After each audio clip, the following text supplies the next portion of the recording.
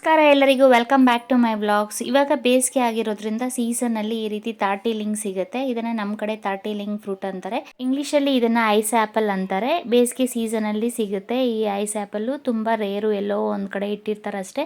ತಾಟಿಲಿಂಗ್ ಒಳಗಡೆ ಆ ಮೇಲೆ ಒಟ್ಟನ್ನೆಲ್ಲ ತೆಗೆದ್ಮೇಲೆ ಈ ರೀತಿ 3 ಫ್ರೂಟ್ ಸಿಗುತ್ತೆ. ಇದನ್ನ ಮೇಲೆ ಸಿಪ್ಪೆ ಎಲ್ಲ ವೈಟ್ ಕಲರ್ ಇದೆಲ್ಲ, ಸಿಪ್ಪೆ ಎಲ್ಲ ತೆಗೆದ್ಮೇಲೆ ಒಳಗಡೆ ನೋಡಿ ಈ ರೀತಿ ಸಿಗುತ್ತೆ. ಇದ್ರೊಳಗಡೆ ನೀರ್ ಇರುತ್ತೆ. ಅವ್ರು ಕಟ್ ಮಾಡ್ಬೇಕಾದ್ರೆ ಒಂದೊಂದ್ಸರಿ ಏಟ್ ಹಾಕ್ಬಿಟ್ಟಾಗ ಅದು ಒಡೆದೋಗ್ಬಿಟ್ಟು ನೀರೆಲ್ಲ ಆಚೆ ಹೋಗ್ಬಿಡುತ್ತೆ. ಆ ನೀರಲ್ಲೇ ಟೇಸ್ಟ್ ಸಕ್ಕತ್ತಾಗಿರುತ್ತೆ. ಒಳ್ಳೆ ಕೊಬ್ಬರಿ ತರ ಇರುತ್ತೆ ತಿನ್ನಕ್ಕೆ. ಶುಗರು, BP ಪೇಷಂಟ್ಸ್ ಎಲ್ಲ ತಿನ್ಬೋದು. ನಾವು ಈ ಬೇಸಿಗೆ ಟೈಮಲ್ಲಿ ಸಿಗೋ ಹಣ್ಣುಗಳನ್ನ ಮಕ್ಕಳಿಗಾಗ್ಲಿ ದೊಡ್ಡವರಾಗ್ಲಿ ತಂದು ತಿಂದ್ರೆ ತುಂಬಾ ಒಳ್ಳೇದು. ಟಿಪ್ ಬಂದು, ನಾವು ಚಪಾತಿ ಸುಡ್ಬೇಕಾದ್ರೆ ಈ ರೀತಿ ಕೆಲವು ಸಲ ಒಂದೇ ಸಲ ಎಣ್ಣೆ ಈಗ ಬಗ್ಗಿಸಿದಾಗ ಎಣ್ಣೆ ಜಾಸ್ತಿ ಬಿದ್ಬಿಡುತ್ತೆ. ಸೊ ಚಪಾತಿನಲ್ಲಿ ತುಂಬಾ ಎಣ್ಣೆ ಆಗ್ಬಿಟ್ಟಿರುತ್ತೆ. ಸೊ ಆ ರೀತಿ ಆಗದೆ ಇರೋ ಹಾಗೆ ನಾವು ಇನ್ನೊಂದು ಚಪಾತಿ ತೀಡಿರ್ತೀವಲ್ಲ, ಆ ಚಪಾತಿನ ಸುಟ್ಟಿರೋ ಚಪಾತಿ ಮೇಲೆ ಹಾಕ್ಬಿಟ್ಟು ಈ ರೀತಿ ಪ್ರೆಸ್ ಮಾಡಿಬಿಟ್ಟು ಜಸ್ಟ್ ಈ ರೀತಿ ಚಪಾತಿನ ತಿರುಗಿಸ್ಬಿಟ್ಟು ಅದು ಸ್ವಲ್ಪ ಬಿಸಿ ಆದ್ಮೇಲೆ ಈ ರೀತಿ ಸುಟ್ಟಿರೋ ಚಪಾತಿನ ತೆಗೆದ್ಬಿಟ್ರೆ ಈ ಚಪಾತಿಲಿರೋ ಎಣ್ಣೆ ಎಲ್ಲ ನಾವು ಸುಡಬೇಕು ಅಂತ ಇರೋ ಚಪಾತಿಗೆ ಅಂಟ್ಕೊಳ್ಳುತ್ತೆ. ಸೊ ಈ ರೀತಿ ನಾವು ಚಪಾತಿಗೆ ಎಣ್ಣೆ ಜಾಸ್ತಿ ಹಾಕ್ಬಿಟ್ಟಾಗ ಇನ್ನೊಂದು ಚಪಾತಿ ಬೇಕಾದಾಗ ಅದಕ್ಕೆ ಎಣ್ಣೆ ಹಾಕೋ ಬದಲು ಈ ರೀತಿ ಸುಟ್ಟಿರೋ ಚಪಾತಿಲಿರೋ ಎಣ್ಣೆನೇ ನಾವು ಪ್ರೆಸ್ ಮಾಡಿದ್ರೆ ಸಾಕು. ಈ ಟ್ರಿಕ್ಸನ್ನು ಬಳಸಿ ನಾವು ಚಪಾತಿಗೆ ಜಾಸ್ತಿ ಎಣ್ಣೆ ಹಾಕೋ ಬದಲು ಕಮ್ಮಿ ಎಣ್ಣೆ ಹಾಕ್ಕೊಂಡು ಚಪಾತಿ ಸುಡ್ಬೋದು. ಇನ್ನೊಂದು ಟಿಪ್ಸ್ ಏನು ಅಂದರೆ, ನಾವು ಪ್ಯಾಕೆಟ್ಸ್, ಆಯಿಲ್ ಪ್ಯಾಕೆಟ್ಸ್ ಖಾಲಿ ಆಗಿದೆ ಅಂತ ಕೆಲವು ಸಲ ಹಾಗೆ ಬಿಸಾಡ್ಬಿಡ್ತೀವಿ. ಆ ಪ್ಯಾಕೆಟ್ಸ್ನ ಹಾಗೆ ಇಟ್ಟಿರ್ತೀವಿ. ಈ ರೀತಿ ಚಪಾತಿ ಸುಡಬೇಕಾದ್ರೆ ಈ ಪ್ಯಾಕೆಟಲ್ಲಿ ನಾವು ಹಾಗೆ ಇಟ್ಟಿರ್ತೀವಲ್ಲ ಖಾಲಿ ಪ್ಯಾಕೆಟ್ನ, ನೋಡಿ ಈ ರೀತಿ ಬಗ್ಗಿಸಿದಾಗ ಅದರಲ್ಲಿ ಒಂದು ಸ್ವಲ್ಪ ಆದರೂ ಎಣ್ಣೆ ಇರುತ್ತೆ. ನಾವು ಚಪಾತಿ ಸುಡಬೇಕಾದ್ರೆ ಆ ಎಣ್ಣೆನೇ ಬಳಸ್ಕೊಂಡು ಚಪಾತಿ ಸುಡ್ಬೋದು. ಖಾಲಿಯಾಗಿದೆ ಅಂತ ಎಣ್ಣೆ ಪ್ಯಾಕೆಟ್ನ ಬಿಸಾಡೋ ಬದಲು ಅದನ್ನು ಈ ರೀತಿ ನಾವು ಯೂಸ್ ಮಾಡ್ಕೋಬೋದು. ಅದರಲ್ಲಿರೋ ಎಣ್ಣೆನ ಬಳಸ್ಕೊಂಡು ಚಪಾತಿ ಸುಡ್ಬೋದು. ನೆಕ್ಸ್ಟ್ ಟಿಪ್ ಬಂದು, ನಾವು ಬಾಳೆಹಣ್ಣನ್ನು ತಿಂದಾದ್ಮೇಲೆ ತುಂಬ ಹಣ್ಣಾಗ್ಬಿಟ್ಟಿದೆ ಬಾಳೆಹಣ್ಣು, ಕೆಲವು ಸಲ ಕಪ್ಪಕ್ಕಾಗ್ಬಿಟ್ಟಿರುತ್ತೆ, ಅದನ್ನು ಎತ್ತಿ ಬಿಸಾಡ್ಬಿಡ್ತೀವಿ. ಸೊ ಬಿಸಾಡೋ ಬದಲು ಇದರಿಂದನೇ ನಾವು ಫೇಸ್ ಪ್ಯಾಕ್ ಮಾಡ್ಕೋಬೋದು.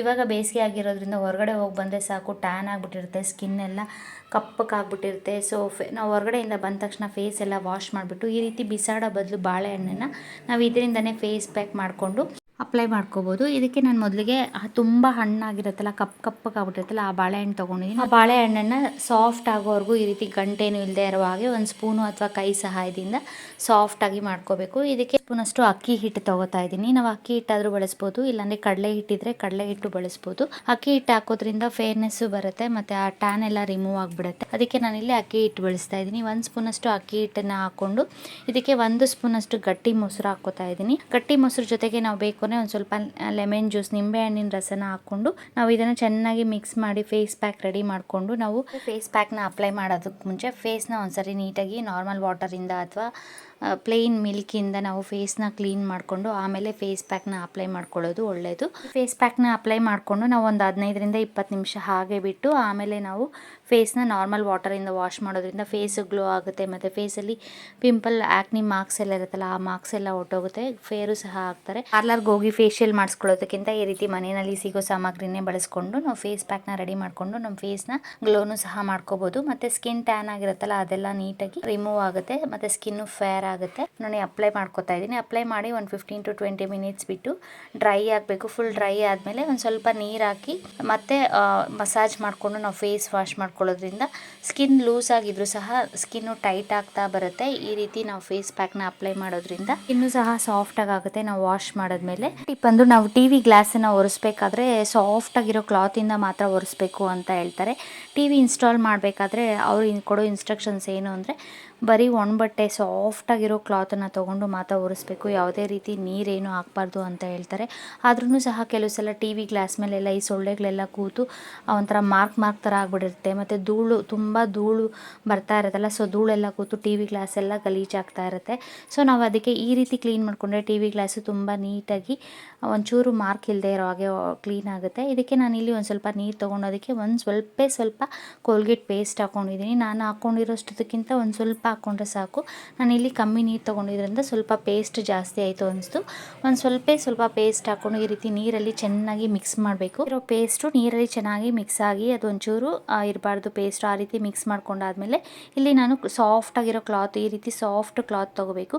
ಕ್ಲಾತಲ್ಲಿ ವೆಟ್ ಮಾಡಿಕೊಂಡು ನಾನು ಈ ರೀತಿ ಡ್ರೈ ಮಾಡ್ಕೊತಾ ಇದ್ದೀನಿ. ನಾವು ಬೇಕು ಅಂದರೆ ಸ್ಪ್ರೇ ಬಾಟಲ್ಗೆ ಹಾಕ್ಕೊಂಡು ಸ್ಪ್ರೇ ಮಾಡಿನೂ ಸಹ ನಾವು ಈ ರೀತಿ ಸಾಫ್ಟ್ ಕ್ಲಾತ್ ತೊಗೊಂಡು ಒರೆಸ್ಕೋಬೋದು. ಒಂದು ಚೂರು ಮಾರ್ಕ್ ಏನೂ ಆಗಲ್ಲ. ನೀಟಾಗಿ ನಾವು ಈ ರೀತಿ ವೆಟ್ ಕ್ಲಾತಿಂದ ಒರೆಸಾದ್ಮೇಲೆ ಒಂದ್ಸರಿ ಸಾಫ್ಟ್ ಆಗಿರೋ ಇನ್ನೊಂದು ಕ್ಲಾತ್ ಡ್ರೈ ಕ್ಲಾತ್ ತೊಗೊಂಡು ಒರೆಸ್ಬಿಟ್ರೆ ನೀಟಾಗಿ ಟಿ ವಿ ಗ್ಲಾಸನ್ನು ಕ್ಲೀನ್ ಮಾಡ್ಕೋಬೋದು. ಸೊ ಈ ಮಿಕ್ಕಿರೋ ವಾಟರಿಂದ ನಾವು ಡ್ರೆಸ್ಸಿಂಗ್ ಟೇಬಲ್ ಗ್ಲಾಸನ್ನು ಒರೆಸ್ಕೋಬೋದು. ಇಲ್ಲಾಂದರೆ ಟಿ ವಿ ಸ್ಟ್ಯಾಂಡ್ ಇರುತ್ತಲ್ಲ ಹಿಂದೆ ಉಡ್ಡುದು, ಆ ವುಡ್ ಸ್ಟ್ಯಾಂಡನ್ನು ಸಹ ಒರೆಸ್ಕೊಂಡ್ರೆ ನೀಟಾಗಿ ಕ್ಲೀನ್ ಆಗುತ್ತೆ. ಈ ರೀತಿ ಸ್ಕ್ರಾಚಸ್ ಏನು ಆಗದೆ ಇರೋ ಹಾಗೆ ನಾವು ಸಾಫ್ಟ್ ಕ್ಲಾತ್ ತೊಗೊಂಡು ಒರೆಸ್ಕೋಬೇಕು. ಟಿ ವಿ ಗ್ಲಾಸನ್ನ ಒರೆಸ್ಕೋಬೇಕಾದ್ರೆ ತುಂಬ ಹಾರ್ಡಾಗಿ ಪ್ರೆಸ್ ಮಾಡಿ ಒರೆಸೋಕೆ ಹೋಗಬಾರ್ದು. ಸಾಫ್ಟ್ ಆಗಿರೋ ಕ್ಲಾತ್ ತೊಗೊಂಡು ಜಸ್ಟ್ ಹಾಗೇ ಪ್ರೆಸ್ ಮಾಡ್ದಿರ ಗ್ಲಾಸನ್ನು ಒರೆಸ್ಕೋಬೇಕು. ತುಂಬ ಬಿಸಿ ಇರಬೇಕಾದ್ರೂ ಸಹ ಟಿ ವಿನ ಒರೆಸೋಕೆ ಹೋಗಬಾರ್ದು. ಗ್ಲಾಸನ್ನು ನಾವು ಟಿ ವಿನ ಆಫ್ ಮಾಡಿ ಒಂದು 3 to 4 hours ಆಗಿರಬೇಕು. ಫುಲ್ ಕೂಲ್ ಆಗಿರಬೇಕು. ಆಮೇಲೆ ಈ ರೀತಿ ನಾವು ಒರೆಸ್ಕೊಂಡ್ರೆ ಒಳ್ಳೆಯದು. ಆದಷ್ಟು ನಾವು ಟಿ ವಿ ಗ್ಲಾಸ್ ಒರೆಸ್ಬೇಕಾದ್ರೆ ಸಾಫ್ಟ್ ಆಗಿರಬೇಕು ಕ್ಲಾತ್. ಆ ರೀತಿ ಕ್ಲಾತ್ ತೊಗೊಂಡು ಟಿ ವಿನ ಒರೆಸ್ಬೇಕು. ಈ ಟಿಪ್ಸ್ ಎಲ್ಲರಿಗೂ ಯೂಸ್ಫುಲ್ ಆಗುತ್ತೆ ಅಂದ್ಕೊಂಡಿದ್ದೀನಿ ಫ್ರೆಂಡ್ಸ್. ಸೊ ನಾನು ಮಾಡೋ ವಿಡಿಯೋಸ್ ನಿಮ್ಗೆ ಇಷ್ಟ ಆದರೆ ಪ್ಲೀಸ್ ಲೈಕ್ ಮಾಡಿ, ಶೇರ್ ಮಾಡಿ ಮತ್ತು ಸಬ್ಸ್ಕ್ರೈಬ್ ಮಾಡಿ. ಕಮೆಂಟ್ ಮಾಡಿ ಹೇಗಿದೆ ಅಂತ ತಿಳಿಸಿ ಫ್ರೆಂಡ್ಸ್. ಮೊಟ್ಟೆ ಆರೋಗ್ಯಕ್ಕೆ ತುಂಬ ಒಳ್ಳೆಯದು. ನಾವು ದಿನಕ್ಕೊಂದು ಮೊಟ್ಟೆ ತಿಂದರೆ ನಮಗೆ ವಿಟಮಿನ್ಸು ಮತ್ತು ಪ್ರೋಟೀನ್ಸು ಹೇರಳವಾಗಿ ಸಿಗುತ್ತೆ. ನಾವು ಯಾವಾಗಲೂ ಒಂದೇ ಥರ ಎಗ್ ಕರಿ ಮಾಡೋದಕ್ಕಿಂತ ಈ ರೀತಿ ಗ್ರೀನ್ ಕಲರ್ ಎಗ್ ಕರಿನ ಟ್ರೈ ಮಾಡಿ ನೋಡಿ. ಇದು ಚಪಾತಿಗೂ ಚೆನ್ನಾಗಿರುತ್ತೆ, ಅನ್ನಕ್ಕೂ ಚೆನ್ನಾಗಿರುತ್ತೆ, ನಾವು ಮುದ್ದೆಗೂ ಸಹ ತಿನ್ಬೋದು. ಸಿಂಪಲ್ ಆಗಿ ಬೇಗ ಮಾಡ್ಕೋಬೋದು. ಇದಕ್ಕೆ ನಾನಿಲ್ಲಿ ಒಂದು ಹಿಡಿಯಷ್ಟು ಕೊತ್ತಂಬರಿ ಸೊಪ್ಪು ಮತ್ತು ಒಂದು ಹಿಡಿಯಷ್ಟು ಪುದೀನ, ಒಂದು ಸ್ವಲ್ಪ ಮೆಂತ್ಯ ಸೊಪ್ಪು ತೊಗೊಂಡಿದ್ದೀನಿ. ಮೂರನ್ನು ಚೆನ್ನಾಗಿ ನೀರಲ್ಲಿ ತೊಳ್ಕೊಬೇಕು. ಒಂದ್ಸರಿ ತೊಳೆದು ಸೈಡ್ಗೆ ಇಟ್ಕೊಂಡಿದ್ದೀನಿ ನಾನಿಲ್ಲಿ. ಈಗ ಮಿಕ್ಸಿ ಜಾರ್ ತೊಗೊಂಡು ನಾನಿಲ್ಲಿ ಒಂದು ಹಿಡಿಯಷ್ಟು ಬೆಳ್ಳುಳ್ಳಿ ಹಾಕ್ಕೋತಾ ಇದ್ದೀನಿ ಮತ್ತು 1 ಇಂಚಷ್ಟು ಶುಂಠಿ ಹಾಕ್ಕೋತಾ ಇದ್ದೀನಿ. ಖಾರಕ್ಕೆ ನಾವು ಖಾರದ ಪುಡಿ ಆದರೂ ಬಳಸ್ಬೋದು. ಇಲ್ಲಾಂದರೆ ಹಸಿಮೆಣ್ಸಿನ್ಕಾಯಿ ಇದ್ದರೆ ಹಸಿಮೆಣ್ಸಿನ್ಕಾಯಿನ ಬೆಳ್ಳುಳ್ಳಿ ಶುಂಠಿ ಜೊತೆನೇ ಹಾಕ್ಕೊಂಡು ಪೇಸ್ಟು ಸಹ ಮಾಡಿ ಹಾಕ್ಕೋಬೋದು. ನಾವು ಗ್ರೇವಿ ಜಾಸ್ತಿ ಬೇಕು ಅಂದರೆ ಸ್ವಲ್ಪ ಟೊಮ್ಯಾಟೊ ಜಾಸ್ತಿ ಹಾಕ್ಕೋಬೇಕು. ಇಲ್ಲಿ ನಾನು 2 ರಿಂದ 3 ಟೊಮ್ಯಾಟೊನ ಈ ರೀತಿ ಚೆನ್ನಾಗಿ ತೊಳೆದು ಕಟ್ ಮಾಡಿ ಮಿಕ್ಸಿ ಜಾರ್ಗೆ ಹಾಕಿ ಪೇಸ್ಟ್ ಮಾಡ್ಕೋತಾ ಇದ್ದೀನಿ. ಟೊಮೆಟೊನ ನಾವು ಬೇಕು ಅಂದರೆ ಸಪ್ರೇಟಾಗಿ ಪೇಸ್ಟ್ ಮಾಡಿನೂ ಹಾಕ್ಕೋಬೋದು, ಇಲ್ಲಾಂದರೆ ಕಟ್ ಮಾಡಿ ಒಗ್ಗರಣೆ ಸಹ ಮಾಡ್ಕೋಬೋದು. ಆ ರೀತಿ ಆದರೂ ಮಾಡ್ಬೋದು. ನಾನಿಲ್ಲಿ ಶುಂಠಿ ಬೆಳ್ಳುಳ್ಳಿ ಜೊತೆನೇ ಹಾಕಿ ಟೊಮೆಟೊನ ಕಟ್ ಮಾಡಿ ಪೇಸ್ಟ್ ಮಾಡ್ಕೋತಾ ಇದ್ದೀನಿ. ಈಗ ನಾವು ತೊಳೆದಿಟ್ಕೊಂಡಿದ್ವಲ್ಲ ಅದನ್ನು ಇನ್ನೊಂದು ಸರಿ ನಾನಿಲ್ಲಿ ಕೊತ್ತಂಬರಿ ಸೊಪ್ಪು ಮತ್ತು ಒಂದು ಸ್ವಲ್ಪ ಪುದೀನ, ಒಂದು ಸ್ವಲ್ಪ ನಾನಿಲ್ಲಿ ಮೆಂತ್ಯ ಸೊಪ್ಪು ಬಳಸಿದ್ದೀನಿ. ಮೆಂತ್ಯ ಸೊಪ್ಪನ್ನು ನಾವು ಒಗ್ಗರಣೆ ಮಾಡುವಾಗಲೂ ಹಾಕಿದ್ರೆ ಟೇಸ್ಟು ತುಂಬ ರುಚಿಯಾಗಿರುತ್ತೆ. ನಾನಿಲ್ಲಿ ರುಬ್ಬಕ್ಕೆ ಹಾಕ್ಕೊಂಡಿದ್ದೀನಿ. ಇಷ್ಟನ್ನು ನಾವು ಮಿಕ್ಸಿ ಜಾರ್ಗೆ ಹಾಕಿ ನುಣ್ಣಕ್ಕೆ ರುಬ್ಕೋಬೇಕು. ಇದ್ರ ಜೊತೆಗೆ ನಾನೊಂದು ಹಿಡಿಯಷ್ಟು ಹಸಿ ಕೊಬ್ಬರಿನ ಹಾಕ್ಕೋತಾ ಇದ್ದೀನಿ. ಕೊಬ್ಬರಿ ಹಾಕೋದ್ರಿಂದ ಟೇಸ್ಟು ತುಂಬ ರುಚಿಯಾಗಿರುತ್ತೆ. ಗ್ರೇವಿ ಮಾಡಿದಾಗ ಸ್ವಲ್ಪ ಗಟ್ಟಿಯಾಗಿ ಆಗುತ್ತೆ ಕೊಬ್ಬರಿ ಹಾಕೋದ್ರಿಂದ. ಇದು ಆಪ್ಷನಲ್ಲು, ಕೊಬ್ಬರಿ ಬೇಕಾದರೆ ಹಾಕ್ಕೋಬೋದು, ಇಲ್ಲಾಂದರೆ ಹಾಗೇನೂ ಸಹ ನಾವು ಗ್ರೇವಿನ ಮಾಡ್ಕೋಬೋದು. ಈಗ ನೋಡಿ ಇಷ್ಟನ್ನು ನಾವು ನುಣ್ಣಕ್ಕೆ ರುಬ್ಕೋಬೇಕು. ರುಬ್ಕೊಳ್ಳೋಷ್ಟರಲ್ಲಿ ನಾನು ಒಂದು ಸೈಡಲ್ಲಿ ಮೊಟ್ಟೆ ಬೇಯಕ್ಕೆ ಇಟ್ಟಿದ್ದೀನಿ. ನಾನಿಲ್ಲಿ ಒಂದು 7 ರಿಂದ 8 ಮೊಟ್ಟೆನ ಬೇಯಕ್ಕೆ ಇಟ್ಟಿದ್ದೀನಿ. ಮೊಟ್ಟೆ ಬೇಯುವಾಗ ಒಂದು ಸ್ವಲ್ಪ ನೀರಿಗೆ ಉಪ್ಪು ಹಾಕೋದ್ರಿಂದ ಮೊಟ್ಟೆ ಒಡೆಯಲ್ಲ.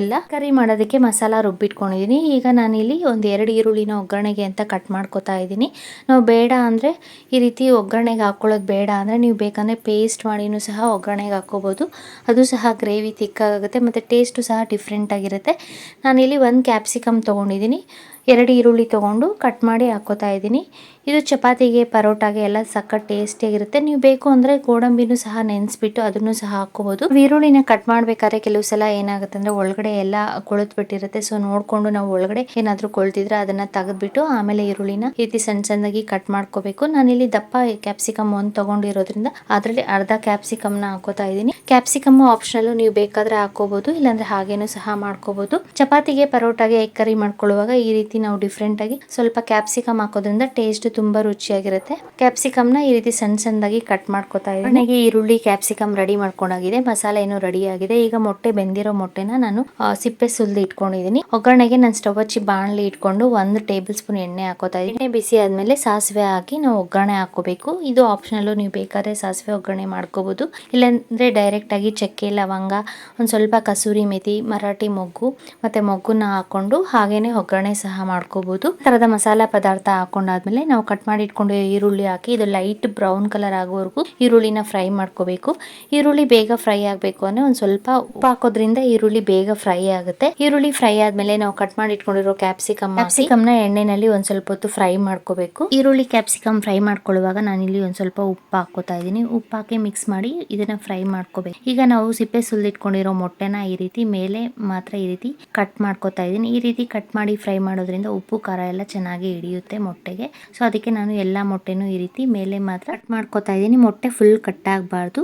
ಈಗ ಈರುಳ್ಳಿ ಮತ್ತು ಕ್ಯಾಪ್ಸಿಕಮ್ಮು ಚೆನ್ನಾಗಿ ಫ್ರೈ ಆಗಿದೆ. ಇದಕ್ಕೆ ನಾನಿಲ್ಲಿ 1/4 ಸ್ಪೂನ್ ಅಷ್ಟು ಖಾರದ ಪುಡಿ ಹಾಕೋತಾ ಇದ್ದೀನಿ. ಹಸಿಮೆಣಸಿನಕಾಯಿ ಪೇಸ್ಟ್ ಹಾಕಿದ್ರೆ ಖಾರದ ಪುಡಿ ಏನು ಹಾಕೋದು ಬೇಕಾಗಿಲ್ಲ. ನಾನು ಇಲ್ಲಿ ಹಸಿಮೆಣಸಿನಕಾಯಿ ಹಾಕಿಲ್ಲದೆ ಇರೋ ಕಾರಣ ಖಾರದ ಪುಡಿ ಹಾಕೊಂಡು ಒಂದು ಸ್ವಲ್ಪ ಅರಿಶಿನ ಪುಡಿ ಹಾಕೋತಾ ಇದ್ದೀನಿ. ಅರಿಶಿನ ಪುಡಿ ಆರೋಗ್ಯಕ್ಕೆ ತುಂಬಾ ಒಳ್ಳೆಯದು, ಕಲರು ಸಹ ಚೆನ್ನಾಗಿ ಬರುತ್ತೆ. ಅರಿಶಿನ ಪುಡಿ ಖಾರದ ಪುಡಿನ ಚೆನ್ನಾಗಿ ಮಿಕ್ಸ್ ಮಾಡಿಕೊಂಡು ಈಗ ನಾವು ಕಟ್ ಮಾಡಿ ಇಟ್ಕೊಂಡಿರೋ ಮೊಟ್ಟೆನ ಹಾಕಿ ಈ ರೀತಿ ಫ್ರೈ ಮಾಡ್ಕೋಬೇಕು. ನಾವು ಈ ರೀತಿ ಫುಲ್ ಮೊಟ್ಟೆ ಆದ್ರೂ ಹಾಕೋಬಹುದು, ಬೇಡ ಅನ್ನೋರು ಮೊಟ್ಟೆನ ಅರ್ಧ ಮಾಡ್ಕೊಂಡು ಸಹ ಹಾಕೋಬಹುದು.